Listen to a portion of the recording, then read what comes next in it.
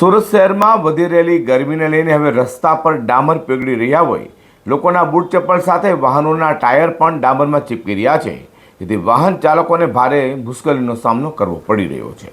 સુરત સહિત દક્ષિણ ગુજરાતમાં કાળઝાળ ગરમી પડી રહી છે. ત્યાં સુરતના લાલ દરવાજા અને રામપુરામાં કબીર મંદિર બીઆરટીએસ સ્ટેન્ડ પાસેનો રોડ થોડા સમય પહેલા તૈયાર કર્યો હતો, જોકે દિન પ્રતિદિન વધતા તાપમાન સામે આ રોડ ટકી શક્યો નથી. ભર બપોરે પડતી ગરમીને કારણે રોડ પરનો ડામર નરમ પડીને ઓગળવા લાગ્યો છે. ડામર ઓગળવાને કારણે રોડ પરથી પસાર થતા વાહન ચાલકોને ભારે હાલાકીનો સામનો કરવો પડી રહ્યો છે.